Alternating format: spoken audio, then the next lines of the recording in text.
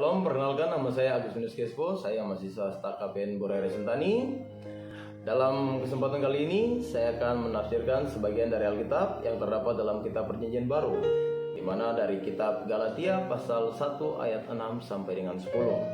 Yang menjadi tafsiran kali ini atau menjadi fokus kita pada kali ini terdapat dalam ayat 9, di mana teks ini dianggap sulit untuk dipahami. Ada beberapa alasan mengapa teks ini bisa dianggap sulit dipahami. Saya bagi dalam beberapa konteks. Konteks yang pertama yaitu konteks sejarah dan budaya. Surat Galatia ditulis oleh Rasul Paulus kepada jemaat di Galatia yang sedang dipengaruhi oleh ajaran lain. Tanpa memahami latar belakang ini, teks ini bisa saja terasa keras dan tidak jelas maksudnya. Nada yang keras dan tegas, Paulus menggunakan bahasa yang sangat kuat, bahkan mengutuk siapapun yang mengajarkan Injil yang berbeda. Bagi pembaca modern, ini bisa terasa ekstrim dan membingungkan. Konteks yang berikut yaitu istilah Injil yang berbeda. Apa yang dimaksud dengan Injil yang berbeda? Apakah ada lebih dari satu Injil? Jika tidak memahami konteksnya, bisa saja membuat pembaca menjadi bingung. Konteks yang berikut ini, istilah terkutuklah ia. Frasa ini terdengar sangat keras dan bisa disalahartikan sebagai kutukan pribadi, padahal Paulus menggunakan istilah yang lebih berkaitan dengan konsekuensi spiritual. Konteks yang berikutnya, perbedaan konteks sama. Jemaat Galatia adalah orang-orang non-Yahudi yang baru masuk Kristen dan mendapat pengaruh dari kelompok yang mengajarkan bahwa keselamatan harus disertai dengan menaati hukum Taurat. Tanpa memahami latar belakang, sulit untuk menangkap maksud dari Paulus. Kita akan masuk dalam makna dan istilah dalam teks. Yang pertama, Injil yang berbeda. Paulus menegaskan bahwa tidak ada Injil lain selain kabar baik tentang keselamatan melalui iman kepada Yesus Kristus. Ajaran yang mengharuskan mengikuti hukum Taurat sebagai syarat keselamatan adalah Injil yang berbeda dan tidak benar. Di mana Paulus menekankan bahwa ajaran yang mengajarkan keselamatan melalui hukum Taurat atau perbuatan baik adalah Injil yang salah dan menyesatkan. Yang berikut, apa yang telah kamu terima? Maksud dari Paulus adalah ajaran asli yang telah diberikan oleh Paulus kepada jemaat di Galatia, yaitu kabar baik tentang Yesus Kristus, di mana merujuk pada Injil yang diajarkan oleh Paulus yang menyatakan bahwa manusia diselamatkan oleh kasih karunia melalui iman, bukan oleh perbuatan atau hukum Taurat. Makna yang berikut, terkutuklah ia. Dalam bahasa Yunani, istilah yang digunakan adalah anathema, yang berarti terpisah dari Allah atau menerima hukum ilahi. Ini bukan sekedar kutukan biasa, tetapi lebih kepada konsekuensi spiritual bagi mereka yang menyebarkan ajaran sesat, di mana Paulus tidak sedang menyumpahi individu secara pribadi, tetapi menyatakan bahwa mereka yang menyimpangkan Injil akan menghadapi hukum ilahi. Saya akan menjelaskan bahasa asli, konteks sosial, budaya, politik, ekonomi, dan lain sebagainya.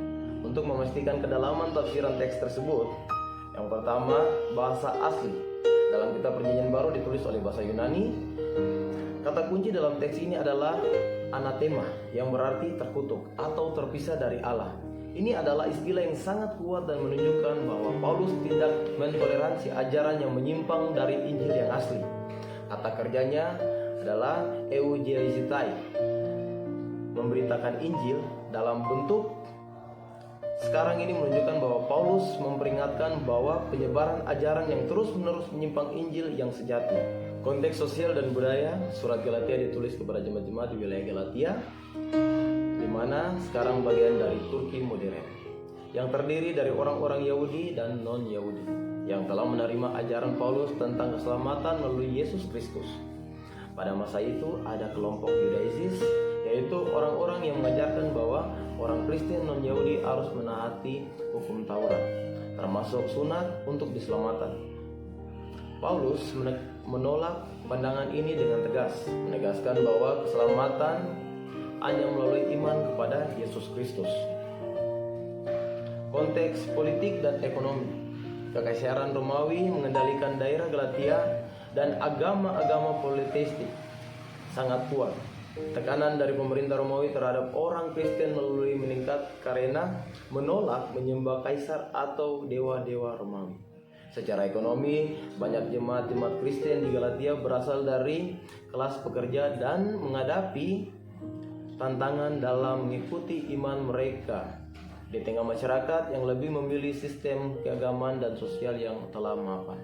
Konteks teologis, Paulus ingin memastikan bahwa jemaat di Galatia tidak berpaling kepada Injil lain yang menambahkan persyaratan hukum Taurat ke dalam keselamatan. Ayat ini menegaskan bahwa ada hanya satu Injil yang benar, yaitu bahwa keselamatan diberikan oleh anugerah melalui iman kepada Yesus Kristus, bukan karena perbuatan manusia.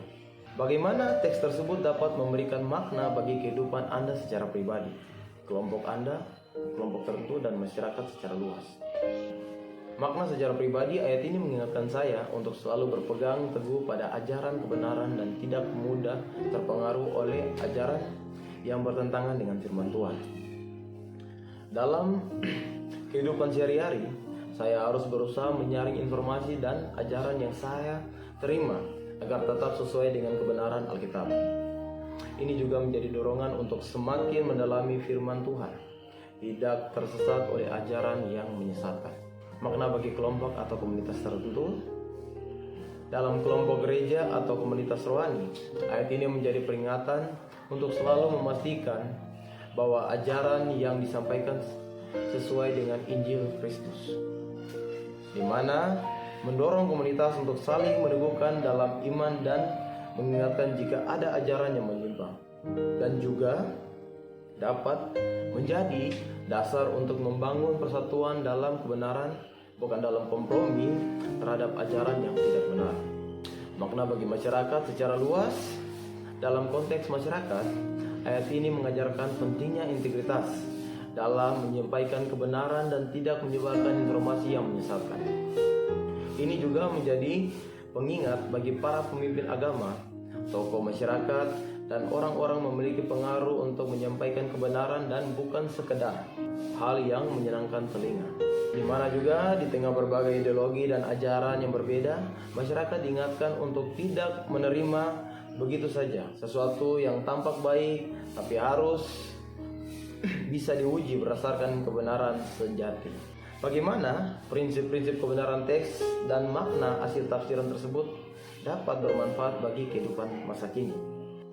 Prinsip kebenaran dalam Galatia pasal 1 ayat 9 menekankan bahwa tidak ada Injil lain selain yang telah diajarkan oleh Yesus Kristus dan para rasul. Paulus dengan tegas memperingatkan bahwa siapapun yang memberitakan Injil yang berbeda harus ditangkap dan dianggap terkutuk. Ini menunjukkan bahwa pentingnya berpegang teguh pada kebenaran yang murni tanpa dipengaruhi oleh ajaran yang menyimpang. Dalam kehidupan masa kini, prinsip ini mengajarkan kita untuk waspada terhadap informasi atau ajaran yang bertentangan dengan kebenaran yang disetujui. Di tengah banyaknya arus pemikiran yang bisa membelokkan keyakinan, kita diajak untuk tetap teguh dalam iman dan tidak mudah terpengaruhi oleh hal yang menyesatkan. Ini juga menumbuhkan sikap kritis dan bijaksana dalam menerima ajaran, sehingga kita tidak mudah terjerumus dalam pemahaman yang salah. Selain itu, ayat ini juga mengingatkan kita tentang pentingnya integritas dalam menyampaikan kebenaran. Dalam berbagai aspek kehidupan, baik dalam keluarga, pekerjaan, maupun pergaulan sosial, seseorang harus tetap konsisten dengan prinsip yang benar dan tidak mudah tergoda. Hal-hal yang dapat merusak nilai-nilai moral serta spiritual, sikap ini membawa keteguhan hati dan ketenangan dalam menjalani hidup sesuai dengan ajaran yang benar. Terima kasih atas waktu dan kesempatan. Tuhan Yesus memberkati.